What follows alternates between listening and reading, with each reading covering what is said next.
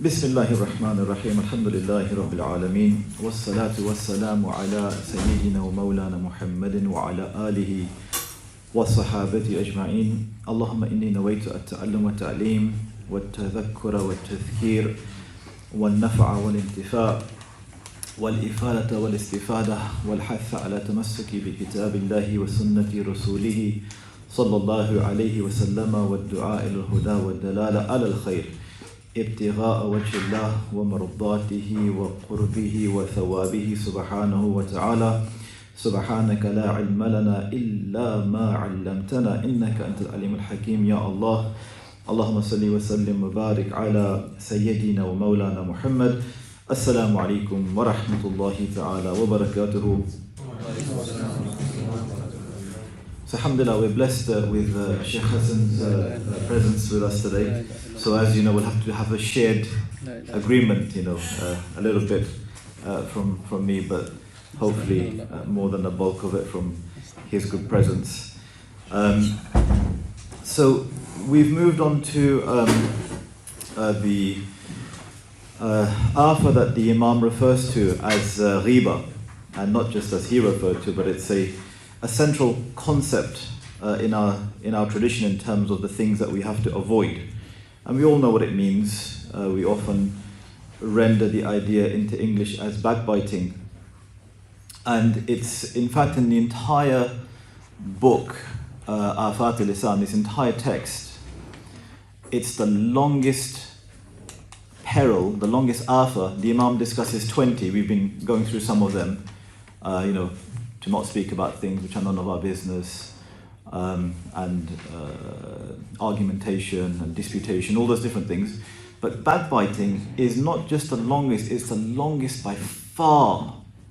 It's almost sort of 5 times as long as probably the next closest discussion that the Imam has on any other peril of the tongue. So that shows us and tells us and indicates immediately the gravity of this peril. Also the idea that people tend to fall into it more regularly, unbeknown to us, because when in terms of argumentation and disputation, it's almost sort of you have to make an effort to point out a fault to someone and engage in some kind of an argument. But riba is a little bit subtle, or it has aspects of subtlety, and that's what the Imam really wants to bring out in this particular discussion. That yes, there are parts and aspects of riba which are well known to us, but there are many aspects of riba which may not be that well known to us, and hence we need to be aware of them so that we can avoid. And as we know what the Imam does with every, not just in this chapter, in this book, but throughout the Ihyā, he begins his discussion by mentioning ayat from the Quran. Then he mentions certain ahadith that relate to a topic, and then he mentions the sayings of the great ones. And we've mentioned in the past why these sayings of the great ones are important to us, because they are the people who actualize the teachings of the Prophet ﷺ and the message that Allah Azza wa Jal has given to His beloved. And so we know that Allah in the Quran mentions backbiting and warns us about engaging in any form of backbiting by saying that do not backbite each other. Would any of you like to eat the flesh of his brother when he is dead? And you would surely detest that. And so the Imam's going to unpack that throughout this chapter. But the imagery that we've been given is this idea of eating someone's flesh. Now, of course, in our framework, that's cannibalism. And no person would ordinarily condone or even think about that. That's even a possibility that we'd engage in, that we eat the flesh of someone under any circumstance. So it's really to create this idea that it's the most detestable thing that a human being can do.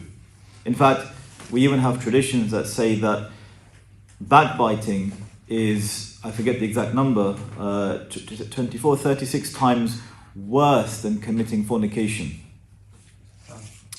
So it's really something that's so, and again, the Imam will mention why some of the things that maybe we don't even pay attention to that render riba such a vice.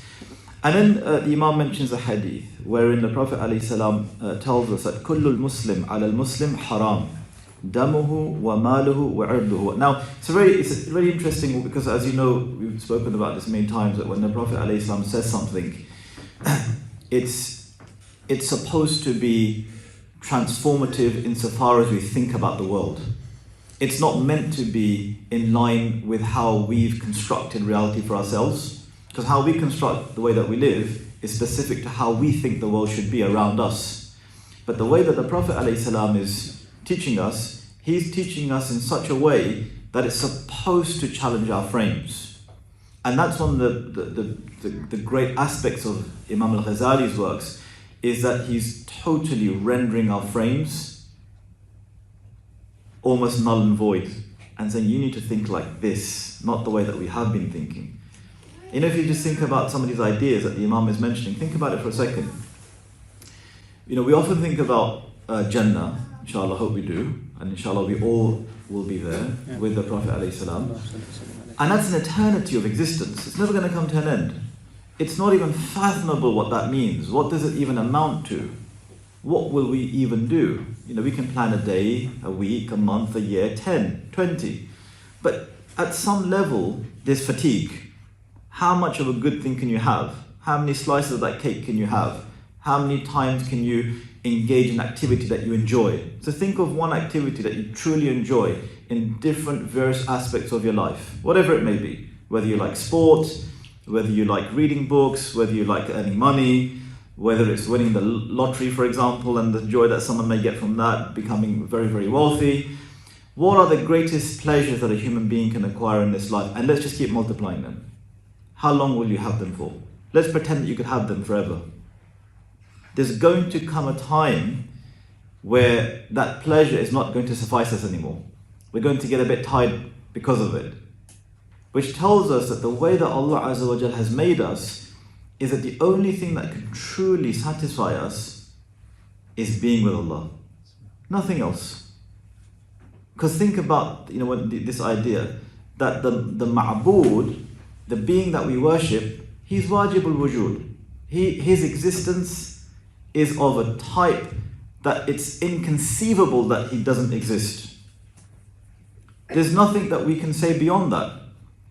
So it's telling us that the object of our worship, our Rabb Azza wa Jal, that's the thing that's the object, one thing in existence that's going to make us fulfilled. Nothing less than that, and there can't be anything more than that. And that's why when we speak about and when we hear about these ideas in our deen about, you know, if you do this, this is the reward for that. That's just because we're mercantile, we're merchants, we're traders. You pray, you'll have a qasr, a palace. If you do this, you'll have this many times the world and all that's in it. And we think about it and we think, yeah, that sounds like a good deal to me. Subconsciously we think that. But if you talk to any great person of this ummah, those from the early generations and those who are with us now and those who will come, they will all tell you the reward means absolutely zero to them. It's all about being with Allah. It's all about being with Allah's Messenger alayhi salam. That's what Jannah is for them. Jannah is not the reward. So these things, you know, one of the things, the reason why I'm saying this is because these vices and these ways of living actually have no meaning. They're momentary things that we engage in to give us, we think, some form of immediate type of pleasure. And so the Prophet ﷺ here is telling us that a Muslim, kullul Muslim, ala al-Muslim, haram. So look at really, we don't, you know, in Arabic, it's a very strong way of saying this statement. What does it even mean? A Muslim in relation to another Muslim is haram. What does that mean? Right? It means that there's a sanctity between two beings that can be violated in a number of different ways. And one of them is that his dam is haram for you, which means that you cannot spill any of his blood. You cannot kill him. You cannot injure him physically. Maluhu haram, that the things that he owns and possesses, whatever it may be, because wealth and property is not a house just, it's not the car, it's not the obvious things we think about, actual physical money, it's just something like this pen. Right? It could be many, many different things that we don't consider to be someone's property, that treating someone's, if I know Shaykh Hassan likes doing something with his things and I treat it slightly different, that's disrespecting him, because I know, I've been with him long enough to know that he likes to place his pen like that, and I've come and I've just placed it, or I've given him a pen like that. It's transgressing the rights of someone else. And then, what is it? Irduhu, which is his reputation. A reputation of a human being is one of the most sacred things that they have. Because as we know, reputational harm is no small thing. Once someone, as they say, slings mud at you, something of it's going to remain. You can try to defend yourself, you can try to clear your name, but there's always going to be a remnant of it that's hard to take off you. That's why it's such an egregious, such a wicked way of behaving, wherein we harm the good name and the reputation of someone else. Now, where we're going to have, as the Imam will tell us, the frames, challenged is, this is easy when we speak about ideas wherein someone who genuinely is innocent, genuinely hasn't done something, and you harm their reputation. Yeah, understand that. Doesn't require a huge amount of explanation. But the Imam's saying, we can't even really talk about people who actually have done something wrong. So it's almost a stronger argument to say, if you can't mention the things that people have actually done wrong, then how on earth can we mention things about someone who's never actually, or doesn't do the things that you're claiming for them to have done? And now the Imam tells us about some of the sayings of the great ones. The great ones, as you know, are the Salaf, as-Salih, the great generations that preceded, and the earlier generations.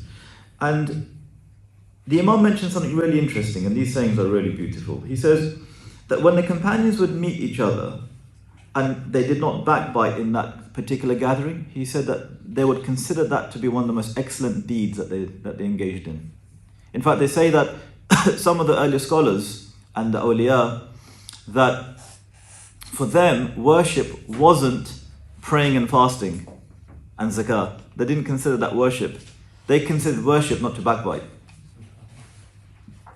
Of course, just to clarify, not that zakah is not worship and they weren't worshipping. That was an obvious thing. It's part of the fara'id, the qiwamuddin. The deen is built on that. So it's a given that you're going to do that. It's almost like saying breathing is an activity that you do. How often does someone say that to you? No one says it to you, just do it. Hence, praying is the same, and fasting is the same, zakah is the same, you just do it. Worship for them was something that required you to engage your entire being in a way that it takes a huge amount of effort to avoid backbiting. Because think about it, prayer is a specific type of presence that's different from backbiting. Backbiting is an activity wherein we're not trying to understand how to better ourselves, i.e. bring ourselves into a presence, but instead what we're doing is we're trying to figure out ways of how to even be more malicious. It's a markedly different activity, right? In one sense, with the prayer, as we've said before, to have khushu', presence in the prayer. Many times we've mentioned this. Khushu' is not about having presence in the prayer. It doesn't work like that. Anyone who tends to want to ask these questions about how do I have khushu' in the prayer, it's not the frame that we have to look at it. Why? Because if someone doesn't have khushu' outside of the prayer, what khushu' will there be in the prayer? So the correct way of looking at that, and Allah knows best of course, is that khushu' must be developed outside of the prayer, such that when you come into the prayer, you're already prepared. And then it's a question of how can I be more so in my state of prayer, not sort of a schizophrenic activity wherein I engage in, all manner of different things outside the prayer. All of a sudden, when the prayer time comes around, I'm meant to forget about all the things that I've been doing during my day, and somehow I need to be a different person. Because that's actually a problematic position to be in. That you think you can do what you want to do, and suddenly in the prayer you're going to be a different person. Okay, that doesn't work like that. Now, and so the great companion Abu Hurairah radiyallahu anhu ardahu, he said that whoever eats the flesh of his brother in this world will have that flesh offered to him in the hereafter, and it will be said to him, eat it dead as you ate it living. In other words, the actual flesh will now be given to you. So there's a direct correlation and manifestation of the act of backbiting in the other world. Here it's a metaphorical thing. You're chomping into someone's body and eating their flesh. In the next world, that will actually be given to you, and you'll be said, eat it now, just as you used to eat it when it was living. The great ancestor Qatada, he mentioned that the punishment of the grave comes from three things. 1/3 from backbiting. So the punishment of the grave comes from three things. 1/3 from backbiting. 1/3 from not cleaning ourselves properly after urination. Once we've been and answered the call to nature, we don't take care about how we puke. Because, as you know, someone may think, well, that's quite severe. But the idea is that when the Prophet ﷺ tells us that at-tahur shatrul iman, or at-tahara nisful iman, that cleanliness is half of faith, you might think, what does that mean? But the idea there is that outward cleanliness is a reflection of someone's care with their inward cleanliness. In other words, we all know and recognize that to be spiritually pure is probably harder than to be physically pure. Because being physically pure is not that hard. You just bathe and make sure your clothes are clean and those sorts of things. But being spiritually pure takes a lot of effort. So the idea is that if you're not physically clean, how are you bringing yourself to be spiritually clean?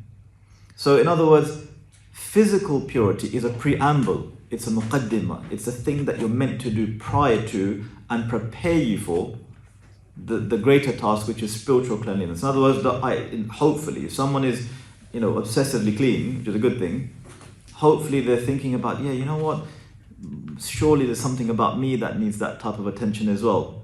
And so it's the beginning preamble to spiritual cleanliness, if you like. So number one, the three things that are the punishment of the grave arises as a result of 1/3 from backbiting, 1/3 from not cleaning after urination, and 1/3 from gossip. They are the three main reasons why one nas'alullah as-salam wal-afiyah. Now, Malik bin Dinar said about Sayyidina Isa alayhi salam that Isa alayhi salam and his disciples passed by a corpse of a dog. And the disciples said, how foul is the stench of this dog? The disciples of the great Isa alayhi salam. They said, how foul is the stench of this dog? And Isa alayhi salam said, how brilliantly white are its teeth. Right? Why? Because it's as if Ruhullah, Isa alayhi salam, was forbidding them from backbiting the dog and reminding them not to mention any of the creation of Allah except by what is best. It's a dead dog, it's gone. And it's a dog. Right? That's why when you look at there's one thing about the sayings of the greats, but then you have a look at the sayings of the prophets. When they said to Sayyidina Isa, how is it that you can heal the lepers and bring the dead back to life? And he said, how can you walk on water? And he said, when gold and dust become the same to you, then you can do the same thing. But the point is that for whom is that the case? That gold and dust are the same. In other words, if it's there, you'll just, brush it off the table. Would you do the same thing to gold? And if you can, because you realize the actual intrinsic non-value of that thing, then you've reached the level of understanding reality in a way that it truly is. Then Imam tells us about the meaning and the definition of ghiba, because so far he's not mentioned to us what ghiba actually amounts to. What is it? He's given us sayings of from the great ones and ahadith and ayat of the Quran. But now he told us what's the meaning of ghiba. And the great Imam, the Hujjah, he says that the definition of ghiba is speaking about someone in a way that they would hate, deplore, or not like, if it were to reach them. Whether it be about someone lacking in their physical appearance, or if it be about their lineage, and each of these he's going to speak about. Whether it be about someone's physical appearance, about their lineage, about their character, about their deeds, their speech, their religiosity, how dini they are, their worldly affairs, or even speaking about someone's clothes or their property or their riding beasts. Of course, in our day and age, riding beasts could be taken as being any mode of personal transport that we may have. A bike, a motorbike, a car, whatever else that we use to transport ourselves from one place to another. Any of these things fall under backbiting. And I'll just say it one more time. Speaking about someone's physical appearance, about their lineage, about their character, their deeds, speech, religiosity, their worldly affairs, and even about their clothes, their property, or their mounts. And the Imam says this is not an exhaustive list as well. Anything of the like. And now he goes through them one by one.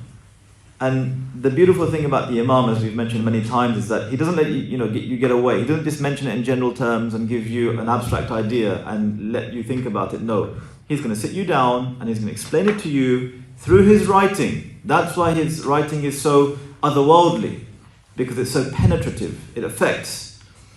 And so he says, well, mentioning someone's physical appearance, if one were to say about someone that they're cross-eyed, just saying that. Oh, you know that brother I met, the cross-eyed brother?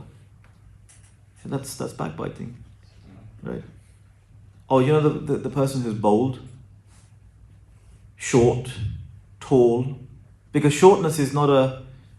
Look at the other way. To be tall is not always a praiseworthy quality, because it's called at-tul al-mufrit. So someone can be excessively tall, and it may not be considered to be a praiseworthy attribute. Because sometimes we do tend to say someone was tall, but that's not always a praiseworthy attribute. So to be short, to be tall, to be pale, or any sort of description that someone would find hurtful and deplorable, even dislike.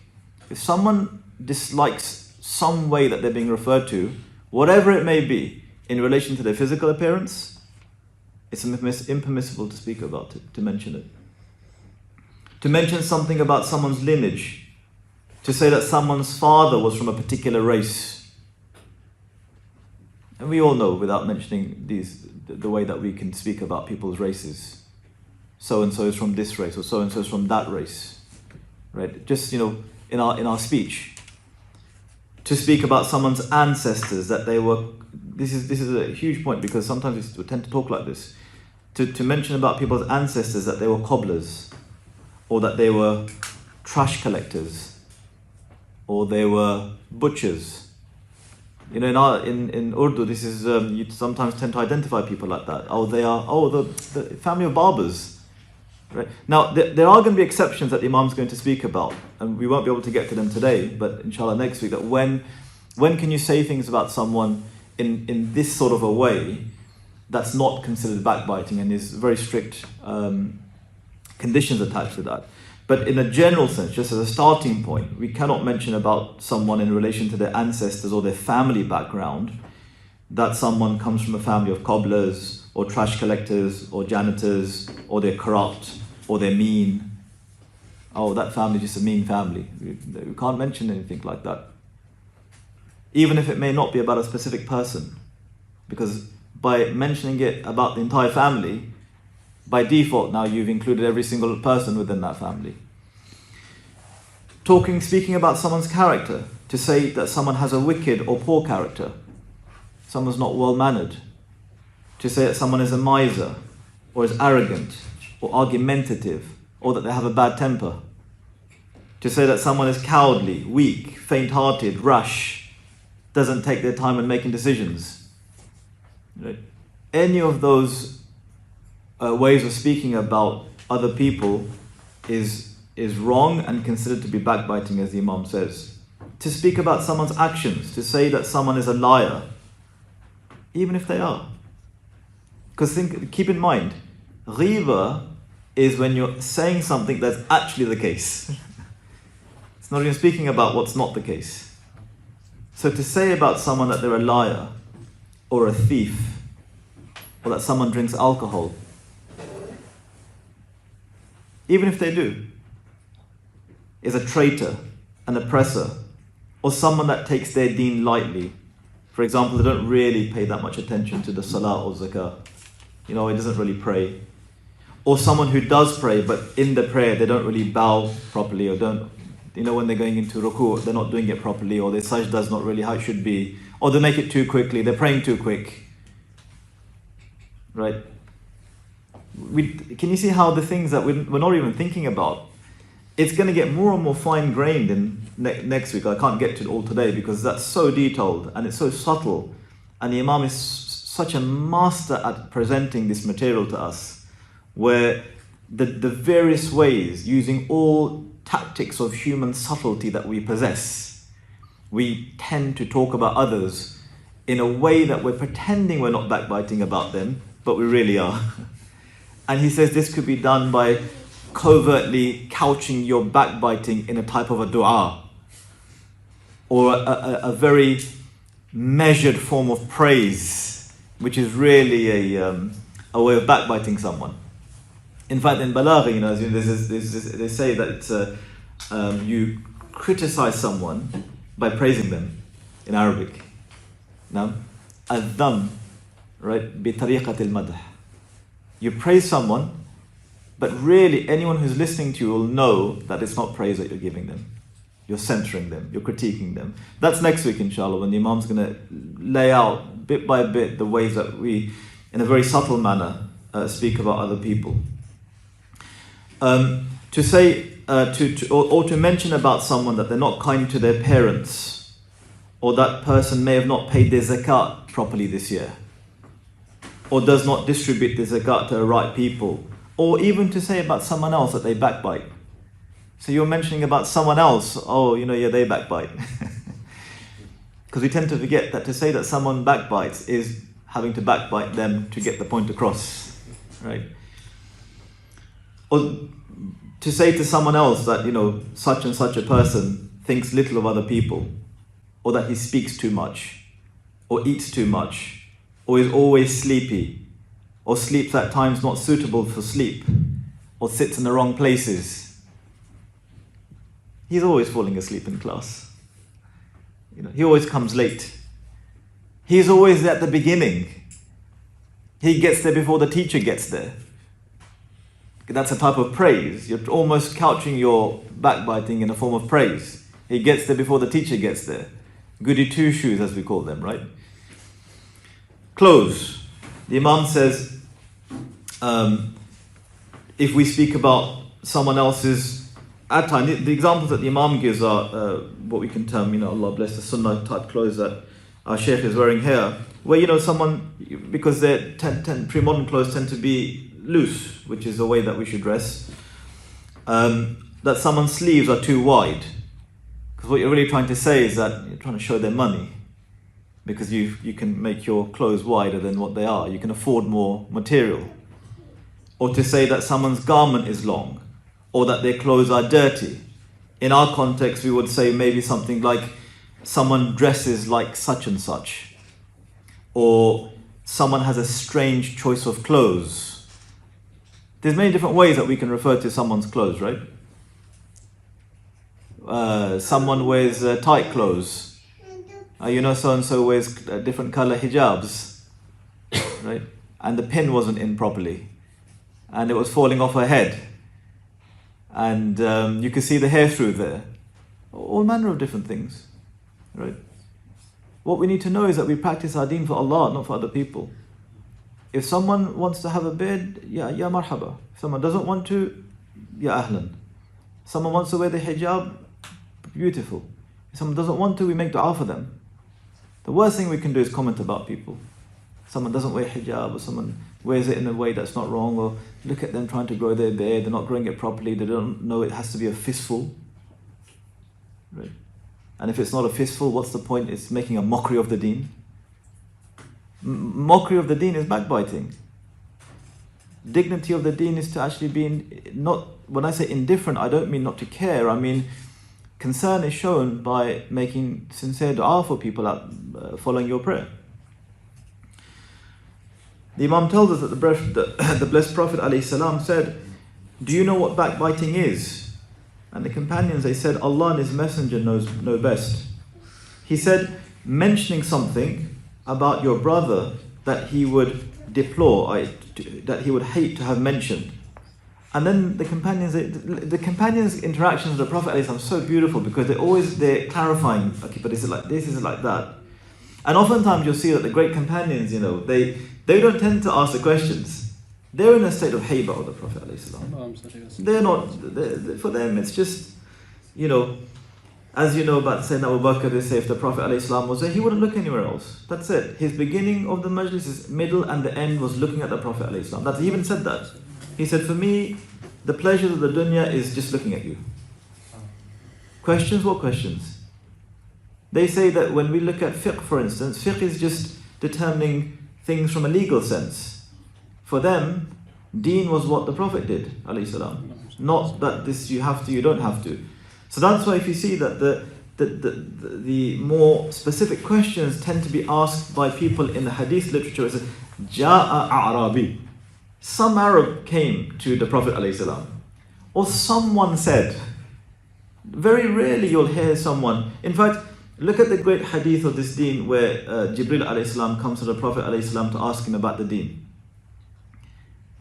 There's companions that are sitting around there. In fact, they say that not all the companions could see Jibril ﷺ. But the fact is that Sayyidina Umar could. And if you look at the conclusion of the hadith, did Sayyidina Umar say to the Prophet ﷺ, who was that? Where did he come from? No. This is one of the most important hadith in our entire deen, and there's not a single question from the companions. In fact, the Prophet ﷺ asks Sayyidina Umar, do you know who that was? And what's the response? Allah and His Messenger know, we don't know. If you think it's for us to know, we will listen. If you don't think it's for us to know, then we're not going to even ask you, because you would have told us if it was important for us. You see the companions, if it's worth knowing, you'll tell it. If you don't think it's worth knowing, we don't need to ask. That's it. And so when Sayyidina Umar says, Allah and His Rasul alayhi salam know best, it's Jibreel. So you'll see that the companions have this interaction where the questions that we get are often from people that we don't even know, their names we don't know. As you know, the companions, 2/3 of the companions we don't even know their name. 2/3 of the companions we don't even know their name. And so the companion said, but what if what you say about your brother is true? And the Prophet ﷺ said, if it is true, then you have engaged in backbiting him. And if it's not true, you have falsely accused him. Look, there's no right way around it. You can't say anything about someone behind their back. The great Hassan, he said that there are 3 ways of speaking ill of someone. By either backbiting them, by either falsely accusing them, or number 3, through scandal. And he said that backbiting is saying something about someone that is true. Falsely accusing someone is to say something about them that is false. And scandal is to say whatever you hear, i.e. gossip. So you're not necessarily saying true or false, you're just relaying everything you're hearing about. Oh, did you hear about that brother? Did you hear what happened about so? It's prevalent. You know what happened with so-and-so Shaykh, the group over there? Did you not hear about that? I heard. Look, I don't know. Allah knows best. I'm just saying. This is not for... If someone comes to you, alhamdulillah that Allah sends people that we observe them engaging in this, actually witnessing these sorts of scenarios. That someone will come up to say one about it. Shaykh, did you hear so-and-so, about what happened to that? They'll say, listen, sit down, I don't want to know. They have no interest. The great people of this deen, and you can see the ones that you want to be around, are the ones that when life circumstances present themselves to them, they have no interest. They don't want to hear, they don't want to listen, they don't want to engage. If they need to get involved, what they will do is they'll say, bring both parties, we'll sit for arbitration or some resolution. Anything short of that, my ears are closed to you. I have no concern with it. And I say this often to people because it applies to us as teachers and everyone else. You cannot lend your ear to someone and let them speak to you about someone, whether you know them or don't, and they mention their name, without the other person having recourse to their side of the story. Someone may want to say, I need to tell you in private something. so-and-so Shaykh said this to me, but please don't say anything, I just need to... No. You can't talk like that. That person has a right to defense. What they can do is they can mention it anonymously. Look, I've had an experience where this has happened. What would the general advice be? Then you can speak up because no one is being mentioned there. But by mentioning names, doesn't work. And then the Imam tells us here, now these are the grades of subtlety that he'll get into, and I can only cover one today before we listen to Shaykh Hassan as well. That backbiting is not limited to speech, because we tend to associate backbiting with the things that come out of our mouth, words, language. But that isn't always the case. There are other ways to backbite someone without actually saying anything at all. Since just by pointing out or indicating something about someone in a number of different ways can be considered to be backbiting. For example, yes, direct speech is one of the ways, but actions, gestures, mimicry, facial expressions, symbols, writing, any other way by which we can show a failing, or if a failing is understood in someone else, falls under the remit of backbiting. So it's not just words. And so the Imam now gives us some examples. He says, mimicking the way someone walks. He says, this way of, or some aspect of their mannerism, this way of backbiting is a form that's even worse than verbal backbiting. He says, why? Because you can get your point across succinctly by mimicking someone. Someone walks a particular way, acts a certain way, has a certain mannerism, gesture, and you're copying that gesture, that has gotten the message through in a way that maybe words can't sometimes. Or backbiting through the written word. That could be, in our day and age, of course, text messages, WhatsApp messages, blog articles. The Imam mentions, that writing is one of two tongues that we have. One of the tongues is in our mouth. The other tongue is in our hand, the pen. Right? In Deen, you can pay someone charity so they stop talking about you. If you met someone and they're just engaging in talking about you, saying bad things, you can actually give them sadaqah and say, stop talking about me. Here's £100. You don't have to say it's sadaqah to them, but buy them a present. That will be considered sadaqah for you. I was amazed when I heard that. You can spend on someone who is speaking ill of you, is backbiting you, if you feel that engaging them in this way is going to make them stop. So you can go out there and you can buy them a present, you can give it to them in the hope that they'll stop. And that for you will be considered sadaqah. Now, so the Imam mentions that we have two tongues, and one of them is the pen.